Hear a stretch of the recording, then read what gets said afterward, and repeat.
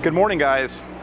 I know you're all here to see me, or you're here to actually really just rest your feet, which is, I tried to give up my microphone to these two right here to do it, but looks like I'm still stuck doing this. So thank you guys for all being here. Welcome to Coverings 2019. For those of you that have never been here before, it's a great show. It's a unique show. It's something that's very unique to our industry. And I can proudly say for here in the United States, this is the second largest flooring show or ceramic tile and natural stone show in the world outside of Bologna, Italy. So it's, for a lot of us manufacturers, this is a pretty proud moment. But we'll get on with this. What I'm going to talk about today is grouting techniques. We're going to be talking about our DuraColor product, which is a standard grout. We're going to talk about it in more of a general form, on how we grout.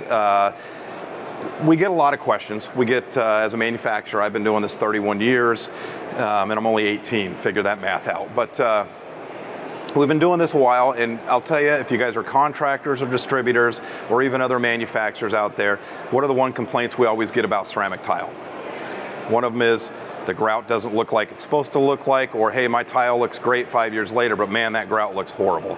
We're going to talk about some techniques for the actual installation process, which in turn kind of gives you some better longevity of that grout. There is also care and maintenance to it. We're not really going to speak about that, but as for contractors, installers, who do I have as contractors or installers in here? Or as I like to call them nowadays, you're not a contractor, you're an artist. Remember that, you're artists. It's something that a lot of contractors look at grout as one of the last things they do. That is the last thing they're doing on the job, typically before they put out the hand and say, you know what, I've done a good job for you, now give me my money. But grout's also one of those things where I've seen homeowners or customers spend 3 or 4 hours picking out a grout color for a tile that they spent 15 minutes choosing. We ever see that? Because grout color can be pretty important to the look of a tile. But the technique and in the installation of it can be everything that can make or break a job. So we're going to be talking about the grouting techniques for standard, traditional cement-based grouts, but we're also going to be doing a demo here in a few minutes on our Ultima. This is a new product for us. This is a single component, ready-to-use grout. This is a grout that you pop the lid off, you mix it up just a little bit, just because it's been kind of sitting there, and it's ready to go. It is a great product. It is a really cool product. We're just now launching this. This is a latex-based crystal quartz color, so it's not a plastic, it's not a sand, it's not a color pigment in it. So what you see in the bucket is the color you're going to get. No efflorescence, never needing to seal it. Being that it is latex-based, you don't have to wait so long before you can use it in a wet area, aka a shower. Some of the other products that are out there, you need to wait a minimum of 72 hours before you can use it in a wet area. This one is 24 hours before you can use it in a wet area. So there's some definitely really cool characteristics to this product, but one of them that I love the most is the ease of this product. When you open the bucket and look at it, and you guys will see it here in just a few minutes, and of course afterwards, you can come up and feel it, touch it, taste it, whatever you'd like to do, but it's a really fluffy product. It's really neat. Unlike a lot of the urethane-based products, being that this is latex, super easy to spread. Spreads almost like a traditional thin set or a traditional grout does. So I encourage you, ask questions. We'll try to save a lot of them to the end of it. We'll be hanging out here. Our Merkrete booth is right behind us to the right here. Please stop by and see us. One of the things before we get started on this, I do want to bring this up. Dustless technology. This is something that we carry the patent on. We call it DLT. This is dustless mortars. We're the only manufacturer that has true dustless mortars. What that means is 80% less dust out of the bag and into the bucket. So for those contractors, you take that big plume. I'm going to give you the bad one. Okay, so you take that bucket, you pour it in, you get that big plume out on it, causes a mess and dust everywhere around the house. Basically what this is a dustless product. What Sergio here has is a traditional, one of our other older products, and then what I have here is actually dustless to it. So the light should actually work real well on this. So we're shaking it. Go ahead, Sergio. Sergio's gonna open his. That's what you typically get, right guys? When you pour it out of it, that's what you get here. See the difference between that?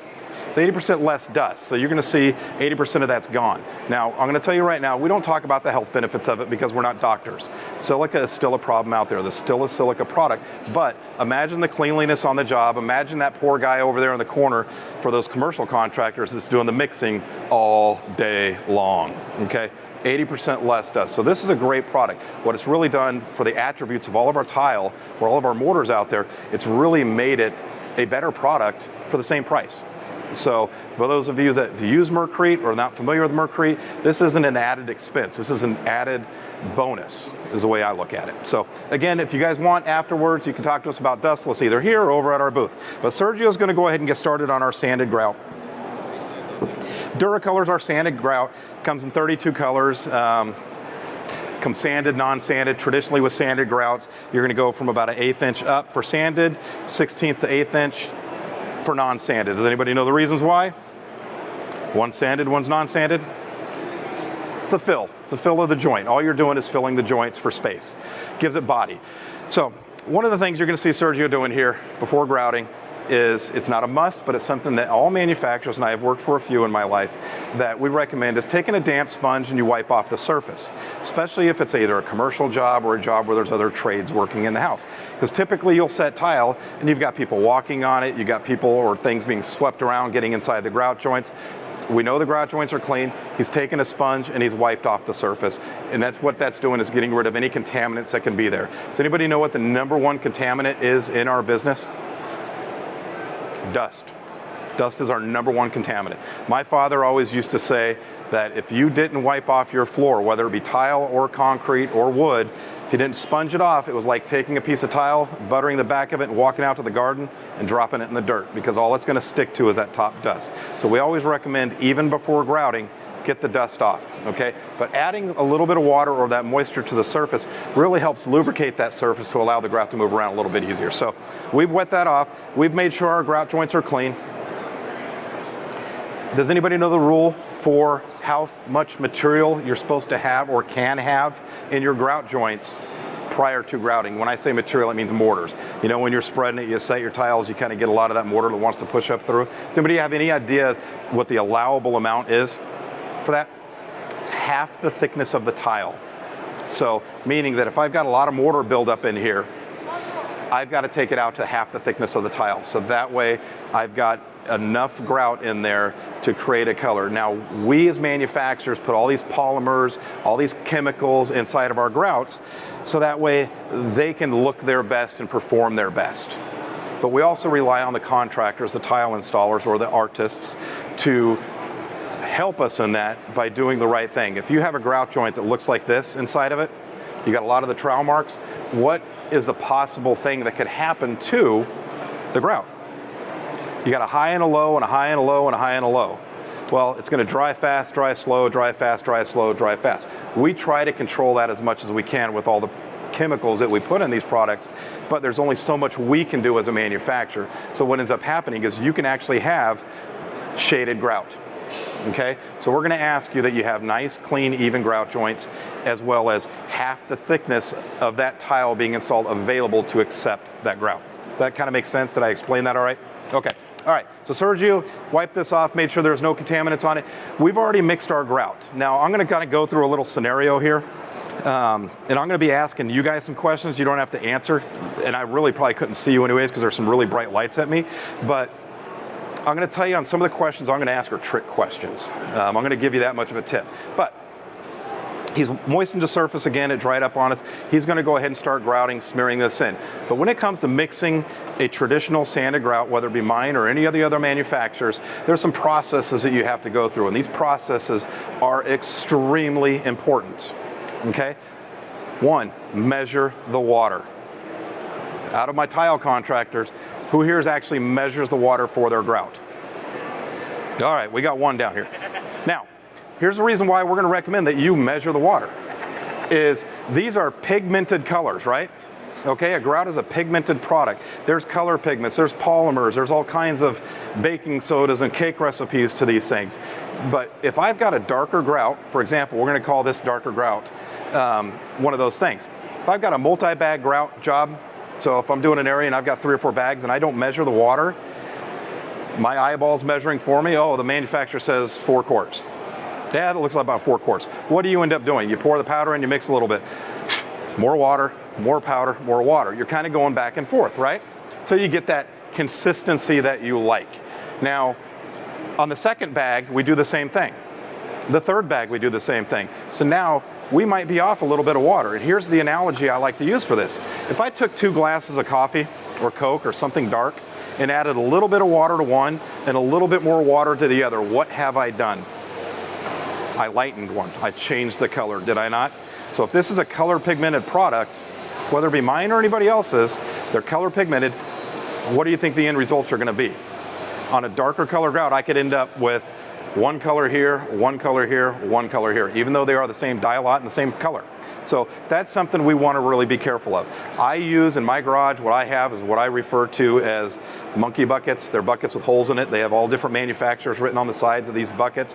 It's the measure water amount that that manufacturer has. Level surface, fill it up till it goes out the hole, pour it in, dump the whole bag on top of it, mix it up. My water's the same every single time. No extra time spent, okay? So measure your water. Now, we dump our bag inside of it, we mix it. Low speed mixer, 300 RPMs or less. Most of the ones sold in this show are either adjustable or 300 RPMs or less. So we mix it. After we mix it, what do? Anybody know? Slake. All right, we let it slake. He measures and slakes. You work for a manufacturer, don't you? So we let it slake. Slake means we're going to let it sit. We're going to let it rest. What we're doing in that process is all the color pigments, all the polymers are absorbing into that. They're dry dispersible polymers. So we're wanting that water to soak in. It's also creating what we call a false set. So we let it set 10 to 15 minutes. Different manufacturers have different times, but it is extremely important. You ever been out of a job grouting where you're grouting and all of a sudden you see these little red smears, even on a grout this color? Those little red smears are color pigments. It didn't get mixed well enough. Red's in kind of everything, so it didn't get mixed. Let it slake, you respin it, now you go use it. So that's kind of a time process there, but it is extremely important. Now, we've got it into our grout joints. He spread it in 45, that's pretty simple. How do you know you have a full grout joint? You can see that it'll actually hump up like a little speed bump. I don't know if y'all can see that now. If you were to look at it close, your grout joints kind of hump up, and that's because you've pushed in as much as you can and it wants to come back out. So you know you got a full grout joint. Takes this, he can clean it off with his grout float as much as he can, or he can leave it like this. Now, earlier I said I've got a question for you guys that you're probably going to be wrong, and I will ask some of you guys for this. How long do we wait before we can clean that up? Not at all. Not at all. Wrong. How long do we wait before we clean it up? 30 minutes, 20 minutes? Anybody else? 15 minutes? You're all wrong. And I love saying that for some reason. You are all wrong. Basically what that boils down to is, what's that? Depends on the manufacturer. Yeah, a little bit depends on the grout too, the type of grout.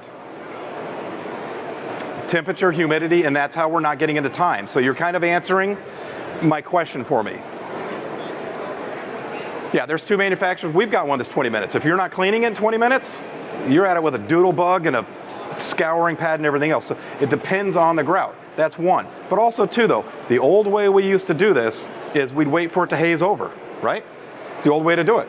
Now, that old way, when we were taught this, and remember, I'm only 18, but I've been doing this 31 years, is the old way was these tiles would haze over. You can see it starting to haze over right here. What's the difference in the type of tile from now to what it was when we learned that technique?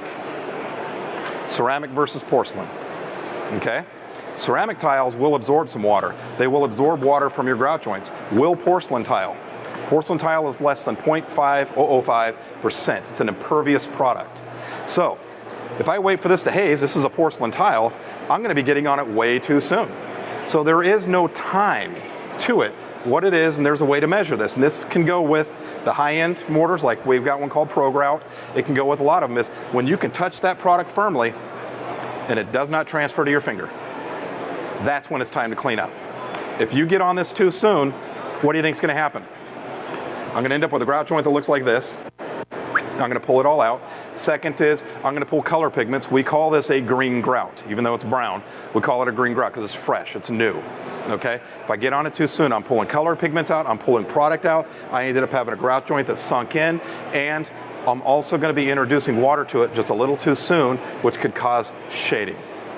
Okay, so when you've got roughly a $10 bag of grout that can ruin a $30,000 tile job, don't you think it's kind of advantageous to kind of follow some of these steps? They may take you a little bit longer.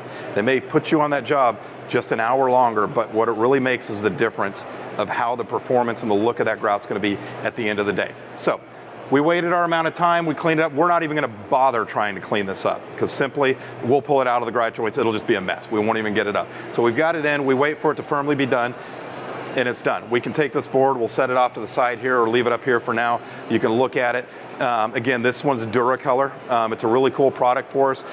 It's got some really cool technology to it. It's still considered a standard grout, but it actually will resist efflorescence, which is pretty cool for a standard series grout. But again, Duracolor. Now, we're over here at Ultima. Perfect timing. Ultima, this is our new product. This is ready to use, single component. Open the lid and let's go. Sergio's got one already open here, and what's the first step he's going to do over here? He's going to take that damp sponge and he's just going to wipe the surface. We're not flooding the grout joints. We're making sure the grout joints are clean. They don't have any debris in them. We're also making sure that they're acceptable of, what's the depth? Half the thickness of the tile. So now we've got that. He's got it clean. We're going to remove one of these buckets off to the side here. Damp the surface. He's already taken the trowel, margin trowel, stirred it up just a little bit, just to kind of anything that's separated a little bit, which it doesn't separate much. What happens is a little bit of the latex comes to the top. He takes it with his hand, stirs it, mixes it, and he's going to go to town. He's going to open the lid. This is silver. Looks like silver. So he's going to put this in the grout joints. He's going to take it out of the bucket. This has the performance and the aspects of an epoxy, but it's not an epoxy. If this was an epoxy, which is what I was originally going to do part of this training on today, what do you think if he mixed it up as an epoxy? You almost got to take it all out of the bucket, right? Okay, because otherwise it starts to talk more to its family, and the family starts to get mad, and then the family starts to set up, okay?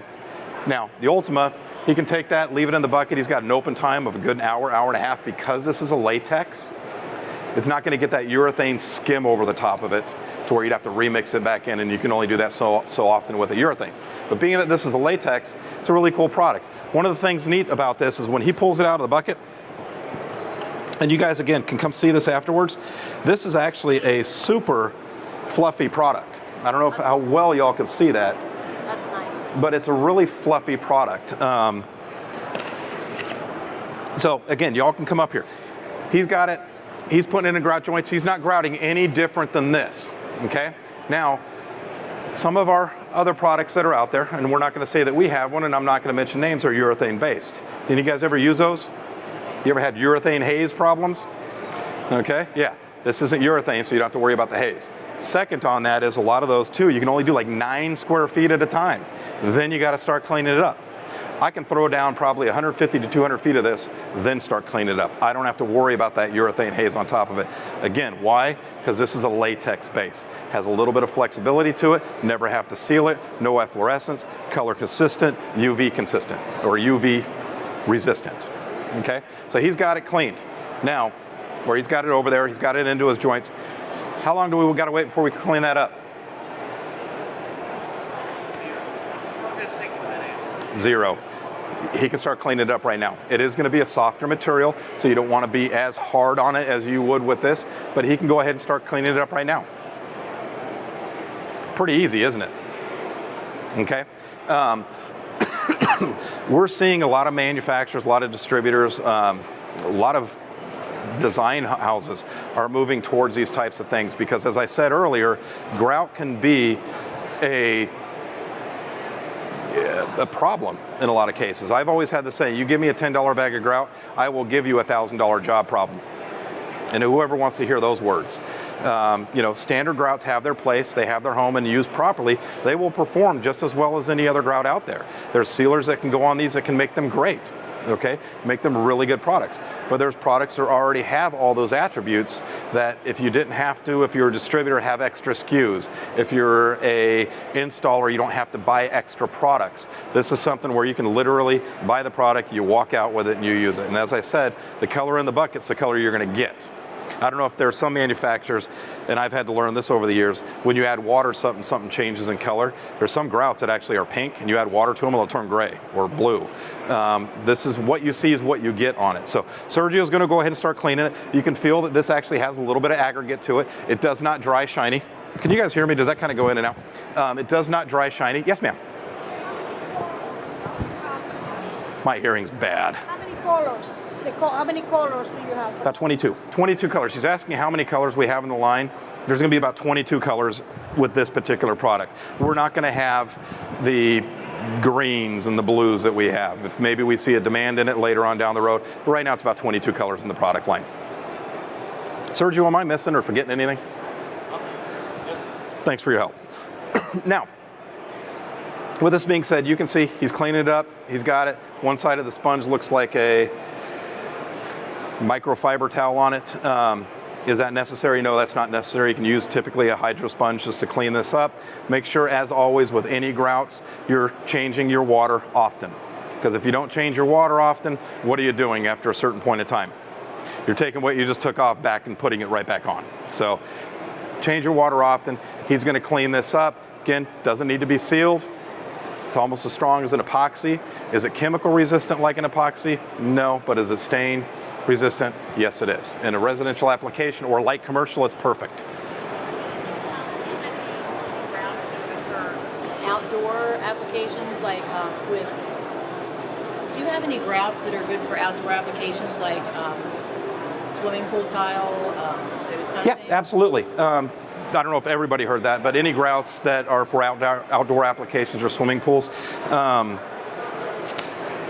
going to say on this one, at this point in time, that's going to be a no. But I've got one. I'm going to drop the bomb on you. Anybody ever heard of my product called Integra? Anybody? Bueller? Okay, Integra. It's a 25-pound bag of grout. Comes in 9 colors. But not only is it a grout, it is a mortar. Okay. So what this is it's equivalent to polymer-wise one of my high-end premium flex mortars. So it's got a lot of stick to it. It will handle glass tiles. It will handle mosaics. That's what it's made for. It will work perfect in a pool. It will work perfect on a pool line or water line. But it'll also work if you wanted to tile the whole pool. Do the fountain, any of that. It is a cementitious grout. So that's one of the reasons why, and it is high polymer count. But it comes in 9 colors. It's a great product. If you guys haven't seen it, we can talk to you more about it over at our booth. But literally with mosaics, you can take this, you can spread and set your mosaics as is. You can take this, put it in, let's say you're doing a backsplash. Put your mosaics onto it, take your either wood float or whatever you're gonna pound it in with, you push it in, you always get that bleed through, right? And you gotta clean it out before you grout it. What if I told you just wipe it off, finish what you're doing, come back around, go to that same bucket, grout it. Done. Saving you a day on the job. We have a lot of installers that don't like to do just backsplashes because that little job could take up to 3 days to do a backsplash. Charge them accordingly, or what if you could do it in 1 day and charge them accordingly? So, Integra, so thank you for the question. Now, again, you can see Sergio's got this cleaned off. It's going to take a little while to set up. As we said earlier, efflorescence free, color consistent, UV protection. It's a really, really neat product. It is not a urethane base. That's the killer right there. 4 minutes. So it's not a urethane based product. So it's a really neat product. Please come by the Merkrete booth, either talk to us about the dustless, talk to us about our Integra or some of the other products that we have out there. We're going to go ahead and get cleaned up because there is somebody else coming on stage right after me. But again, if you all have questions, we'll be up here for a few minutes. We're off to the side, allowing these gentlemen to set up, or we'll be at the booth. Thank you guys for being here.